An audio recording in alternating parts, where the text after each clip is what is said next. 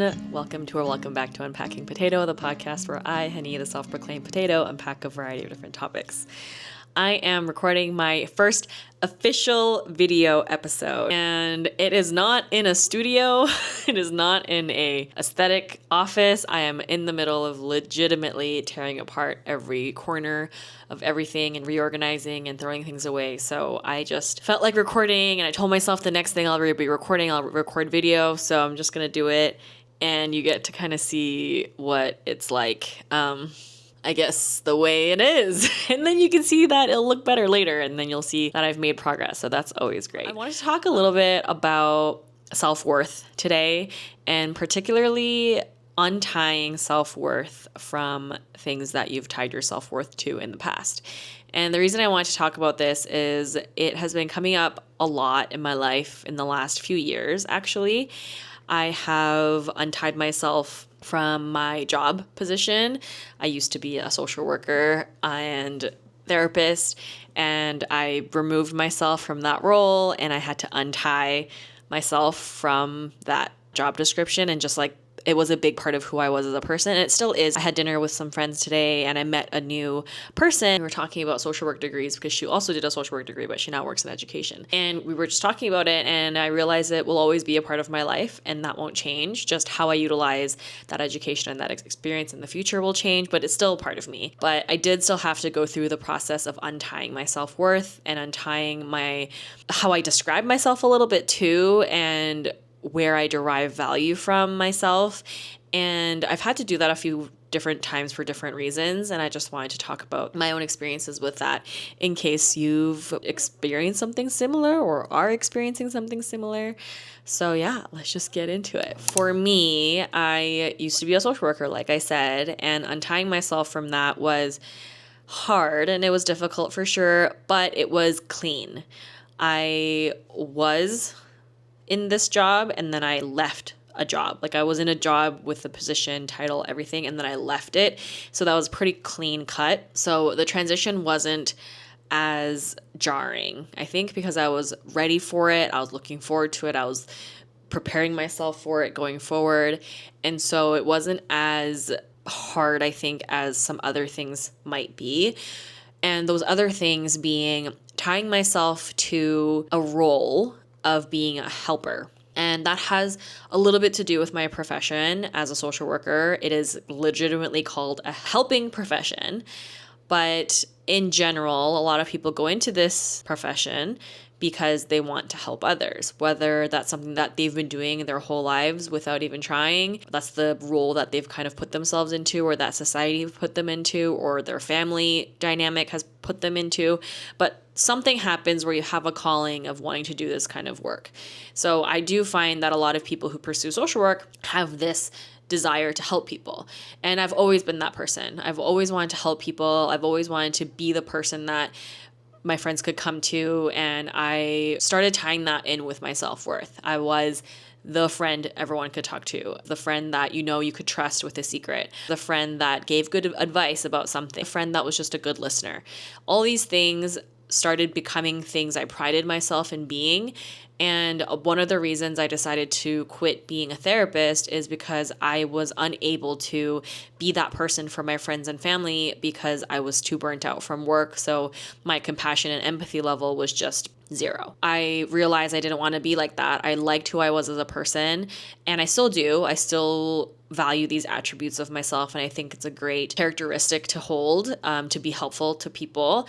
But that's not all of who I am. My whole entire self-worth shouldn't come from, and I don't like saying shouldn't because it sounds judgy, but I wanted to move away from it deriving fully from the fact that I was helping other people. I actually had to get into a position where I had to help myself because I was so burnt out and I was in need of help, but I couldn't ask for it. It was difficult for me to reach out and ask for help. It was difficult for me to share my experiences with my friends and to share my difficulties and hardships. I put on a brave face and I smiled and I said everything was fine, whereas I was drowning on the inside. And it got to a point where I had to make a change in my life in order to survive and in order to move past this and to learn and get out of the situation. So these are all types of things that I think is not really that unique to me. I think a lot of people experience things like this. I think that we go through life in adulthood in our 20s, actually it's probably starting from our teens when we start building our own perception of our self-worth. We start thinking, who am I? What characteristics would people use to describe me? You start getting really interested in how people perceive you. You start wondering what people say about you. You start caring about what people think about you. And all these other things that incorporate into what we believe who we are, like what we actually believe ourselves to be and who we are fundamentally as a person.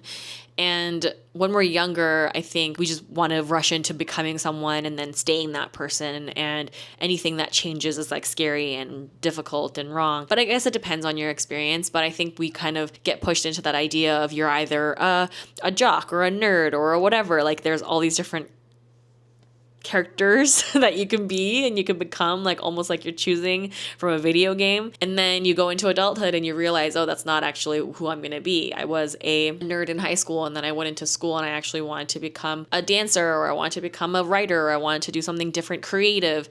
And that's different from the, oh, I'm going to be a doctor, or I'm going to be a lawyer, I'm going to be a whatever. Like there's all these different paths that kind of open up every step of life that you take. And for me, now being in my early 30s, I've gotten to a place where I have gone through different parts of that, different versions of who I am as a person. And there are definitely things that I could have done differently, but I'm getting to a point now where I'm actually like truthfully thankful of all those versions in the past. I think in the past, I would think of cringy things I said or embarrassing moments and be like, oh my God, like I can't believe I did that. Or something even bad that happened to me. Oh my God, I can't believe I let myself in that position. I can't believe I allowed that to happen. Those types of thoughts. But now I'm in a position where I'm more like, okay, you did the best you can with the information you needed. This is something that happened and you learned from it and you moved on from it and you grew from it.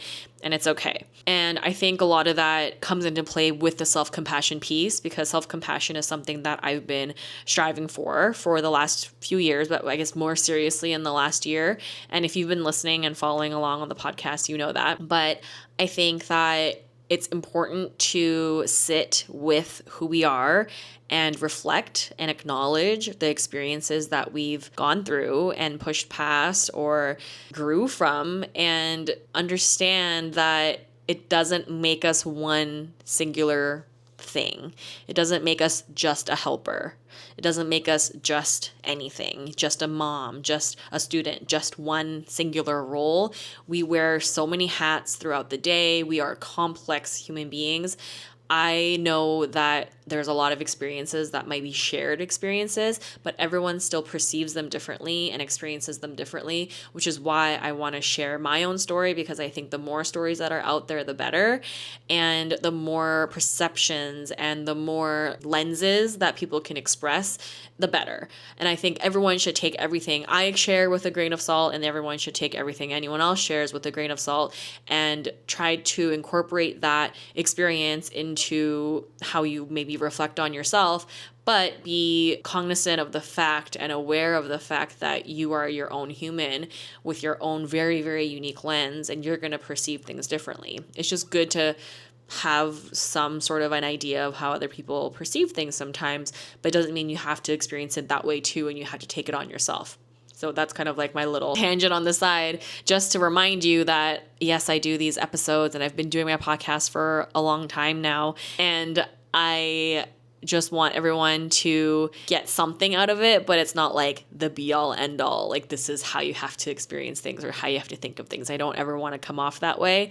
So I guess I'm just expressing that again to be like, it's okay. These experiences happen. I've experienced these things. I've had these types of thoughts, very similar, and it's valid. I think that's my biggest thing. It's valid to go through and experience all these emotions and feel feelings. But at the end of the day, we really just have to do the best we can with our own information and our own lens and our own circumstances. So anyway, going back to self-worth. I wrote this down. I think that when we just go through so much stuff, it's just important to reflect. And that's why I love journaling. And I just do a brain dump. I don't even do like in-depth reflection journaling. I just do brain dumps on my day on what I'm thinking in that specific moment. And then I'll do kind of more deeper reflections later. But I really want to talk about untying self-worth from certain things, roles, or relationships. And I think that kind of encompasses everything, like I said, with roles and characters of things like being a student, being a mom, being a this, being a nurse or a social worker or a barista or whatever, like your job, your profession, your role as a person, untying who we are from that. Not fully, because who we are could have a lot to do with that, but just doing the practice of actually thinking, who am I outside that role? And what are some characteristics of me that I like outside that role? And that goes for things like relationships as well. For me, especially when I get into relationships, I've noticed that I just go deep. I go deep. I give it my all. I commit. And when I want to, I commit and I will try my best. And as much as I think that is a good thing to do, it also takes away from time I spend on myself and connecting with myself, because I'm so committed to connecting with that other person. And it's something that I have to continuously practice and continuously remind myself to connect with myself and sit and journal and do creative things like this, go out and volunteer, go out and have dinner with friends, do like social things, but not just besides the social things. I feel like the things that kind of get neglected are the easy little things that we forget to do for ourselves.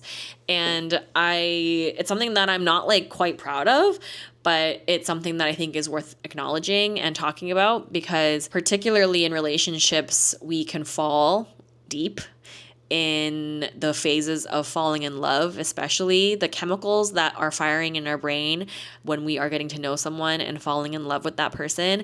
It is quite literally the same as a drug. Scientifically speaking, all the happy chemicals that are pumping into your brain, it is the same as doing drugs. Think about that. When you're doing drugs, you're not thinking straight. You're not thinking clearly. And when you're in love, same thing. You're not thinking clearly. You just want more. And you'll do whatever it takes to get that. And if that means losing yourself a little bit to pay more attention to that person, your brain is going to go for that. It's going to say, yeah, let's do that. That sounds like a great idea because I want more of this feeling. So I think it's important to give ourselves a little bit of slack when it comes to that kind of thing, and just talk about that to ourselves in a kinder way of like, it's okay, that's normal, let's get back into gear and find who we are again, and that type of thing. And it is a process. But I was really hyper aware about this starting my relationship, and I think that definitely helped, but it also didn't really allow me to fully enjoy certain parts, and it got me like overthinking and things like that too. So it's very much a balancing game, but I still think it's important for us to take moments of our day. And I'm not saying you need to untie yourself fully from any of these things like the roles and the relationships, anything like that, but just practice taking yourself out of that and untying your self-worth from that, because your worth is not based on who you are to another person. Your worth is not based on the job that you do. Your worth does not come from what you provide other people. You are worthy of love and compassion and help if you need it. Like, that's just like baseline. You don't have to up your worth by giving everything you got, every drop of everything you got, in order to get that back. And I think for me, my biggest thing was, I think that's what I thought my worth came from. So I would give everything my all and then hold resentment because it wasn't acknowledged. And there's this like quote from Orange is the New Black, and I can't remember who even said it to who, but she basically said, don't be mad because you held the door for someone who didn't ask for you to hold it open. And that really like kind of got to me. And it's been like, I don't know, 5 years since I've watched that show, but that quote just flew into my brain as I'm talking about this, because the reason we're doing things ideally is just to help that person, But at the end of the day, if you help that person and you see that they feel good, that might make you feel good. So like technically you're still getting something from it. And then if you don't get something from it, you like get mad or you get upset, even though that person didn't ask it from you. So I think I was doing that in some of my relationships, is I was tying my self-worth to what I could provide my partner. So I would just provide, give without giving it to myself, even though they didn't necessarily ask for it. And then in turn, not be getting what I need because I didn't even know what I needed, because I wasn't giving myself what I needed. So how's my partner going to give me what I need? And then so I'd get resentful. I did do the work to express those needs and express things, but it kind of maybe was too late at that point. But a lot of people go through something like this, like very similarly, where they're like, I give everything, and they don't do anything. And they haven't expressed what they want. And then the problem happens. Even when they express it, they still don't get it, that kind of thing. So it's like a very nuanced topic. But something that I'm currently working on actively is to express my needs in a way that can be well received. And I've talked about this in a previous episode, but I think that practicing expressing what I need, not just to my partner or friends or family or anything like that, but to myself, it is an active effort and it is difficult. And it is particularly difficult because I tied my self-worth to my ability to help others and to be the person that can provide other people with what they need. So the fact that I can't provide everything I need by myself and I need to ask for help feels defeating. It feels like I failed. And so I need to like play this balancing game of I need to be that person for me and give myself what I need. However, it's also okay to have needs from a partner in a relationship. So let's not fully tie my whole entire being and self-worth to that, and instead try to get what I need while building that self-worth myself from within. I realize now that I might have been going in circles and it might be hard to follow along. I hope that's not the case. Basically, I think if I was to summarize, is untying your self-worth from time to time from the external factors around you and what you can provide other people is a good exercise to try to figure out what you need yourself. And then actively putting an effort to express those needs either to other people or yourself is also a great exercise to try to find balance in that self-worth plus providing for others plus receiving what we need. And all while doing that, doing it in a self-compassionate way whilst reminding ourselves that at the baseline, we deserve it. So I hope everything I said, it didn't bounce around too much. I don't tend to script out my episodes. I kind of just talk. So there are some episodes I've scripted out and I don't know, they kind of just all get the same amount of listens. I'm not actually sure what's better, but if you have any feedback, I'm always open to it in my DMs on Instagram or on comments or anything like that. Not sure when this is going to go up. I am going to try to edit it. Like I said, this is new for me to do it on video. I did film a different one about a month ago, but then I wanted to film the other one that someone had submitted, and now the one I filmed before is kind of irrelevant. So I think I'm just going to go with this one. Like I said, my background is not going to stay like this. It is like this because I am in the middle of unpacking and organizing everything. But I do think that with my YouTube videos going forward, I want to be as real as possible. I want to just kind of show it how it is. I don't want to be all polished, because I'm lazy and I don't want to be putting that much effort in. I don't know, maybe that's a bad thing to admit, but I think that it's also just better to sit and do it the way I've been doing it and not fix what isn't broken. This is legitimately how I used to record my podcast episodes. While I was traveling, especially, I just had a mic like this up to my mouth and I just sat somewhere and I talked. And now I'm just doing the same thing while looking at a camera. So it is going to be a little bit of an adjustment period. I am going to do my best to upload this to YouTube. I don't know yet how that's going to look, but it is still very nerve-wracking to put my face out there, especially when I'm talking about things that are more on the vulnerable side. But I think it'll be worth it in the end. So yeah, as usual, if you've listened or watched this far, I appreciate you and thank you for hanging out with me. If you're listening during the day, I hope you have a wonderful day. And if you're listening at night, I hope you have the most restful night